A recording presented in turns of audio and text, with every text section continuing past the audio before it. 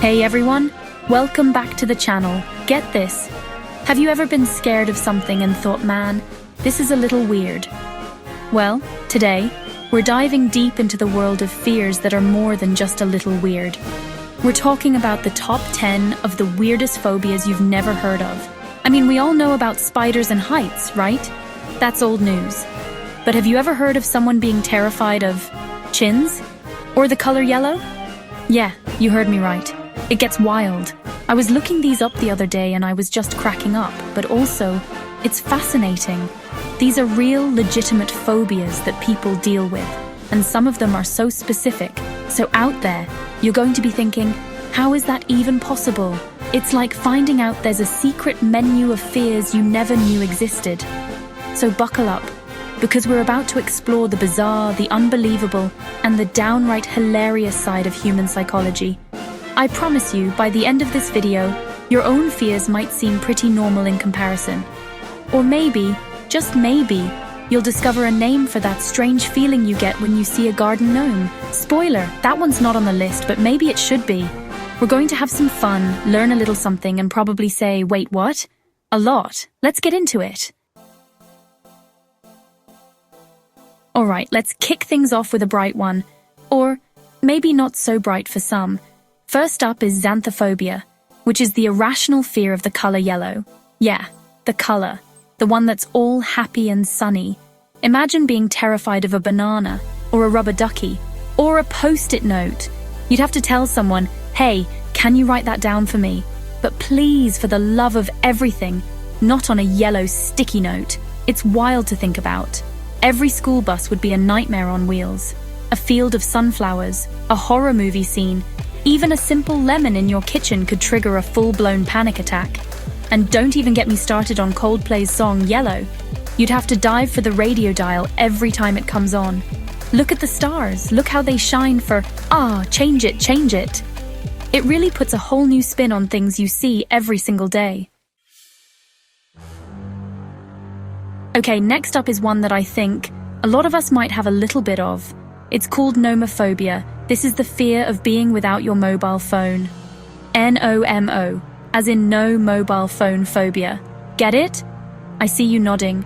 We've all felt that mini heart attack when you pat your pocket and it's empty. You start doing that frantic self-pat down, looking like you're trying to put out a fire on your own body. Wallet, keys, phone. Where's my phone? It's a real recognized fear in our super-connected world. It's the panic of a dead battery when you're lost. It's the anxiety of having no signal when you're waiting for an important text. Or, let's be real, the terror of being stuck on the toilet with nothing to scroll through. It's the modern condition. We rely on these little rectangles for everything. Our connection, our entertainment, our directions. Losing it feels like losing a part of yourself. So if you're watching this on your phone right now, hold it tight, give it a little hug. Alright, this next one is for all the bearded gentlemen out there. Or maybe it's against them. Introducing pogonophobia, the fear of beards. I'm not kidding. People with this phobia get genuine anxiety when they see a beard. It could be a big, bushy Santa Claus beard or just a little bit of stylish stubble. It doesn't matter. To them, it's just terrifying. I can't help but wonder how they get through No Shave November. It must be a month of pure terror. Imagine trying to watch a movie with a classic wizard, like Gandalf or Dumbledore. You'd be hiding behind the couch. Or what about going to a hipster coffee shop? It would be your personal nightmare. You'd walk in, see all the baristas with their perfectly sculpted beards and just walk right back out. Nope, I'll just make my coffee at home, thanks. It's a tough world out there for a pogonophobe. Sorry, ZZ Top. Get ready for a mouthful, and I mean that literally. This next one is arachibutyrophobia. It's the very, very specific fear of peanut butter sticking to the roof of your mouth. It's not the fear of peanut butter itself, just that sticky, can't talk, can't swallow sensation. You know the one I'm talking about, where you start making those weird clicking sounds with your tongue trying to get it unstuck. For most of us, it's a minor annoyance. For someone with this phobia, it's pure panic. They probably see a jar of peanut butter, and just imagine that suffocating, stuck feeling. A classic PB&J sandwich is completely off the table. Reese's Peanut Butter Cups? A one-way ticket to Anxiety Town. And here's a fun fact. The word itself is a bit of a mashup. Arachis is the genus for the peanut plant, and butyrum is Latin for butter. So, peanut butter phobia. It's so specific, it's brilliant. You have to wonder what happened to the first person who realized they had this. They must have been mid-sandwich, just frozen in terror. This next one is pretty intense, and thankfully, extremely rare. It's called optophobia, and it's the fear of opening one's eyes. Just think about that for a second. The simple act of opening your eyes to see the world is a source of terror. It's not about being afraid of what you might see. It's the act of seeing itself that causes overwhelming anxiety. It forces people to live their lives in the dark, either by keeping their eyes shut or staying in dimly lit rooms. It makes everyday life incredibly difficult, as you can imagine. You can't navigate your own home. You can't see the faces of your loved ones. You can't watch this video, I guess. People who suffer from this often rely heavily on their other senses, like hearing and touch, to get by. It's a truly debilitating condition and a powerful reminder of how much we take our sight for granted. It's one of the most profound phobias on this list. Okay, let's lighten the mood a little bit with this next one. Do you ever get dragged onto the dance floor at a wedding and you just freeze up? You might have a touch of chorophobia, the fear of dancing. For some people, it's more than just being shy or thinking you have two left feet. It's a genuine, panic-inducing fear of busting a move. The music starts, people start grooving, and they just want to run for the hills. Think about it. A school dance would be torture. A night out at a club? Absolutely not. Even a happy movie musical could be stressful. They'd be watching Footloose and siding with the old town councilman who banned dancing in the first place. He had a point. Dancing is dangerous. You'd see someone doing the Macarena and have to look away. It's that feeling of being judged, of losing control, all wrapped up in one big, sparkly, terrifying disco ball. Alright, brace yourselves, because this one is, well, it's on the chin. It's geniophobia, the fear of chins. I know, how, why? But it's a real thing. People with this phobia feel intense anxiety when looking at or even thinking about chins. A prominent chin, a double chin, a weak chin, it doesn't matter. The whole chin area is a no-go zone for them. Can you imagine trying to have a conversation with someone? You'd have to stare at their forehead the entire time. It's just so specific. You'd have to avoid late-night talk show hosts with famous chins. Sorry, Jay Leno. You couldn't watch superhero movies with those chiseled jaw heroes. Even looking in the mirror could be a problem. You'd be like, everything's fine from the nose up, but I can't look down. It's one of those phobias that makes you scratch your head, or I guess your cheek to be safe.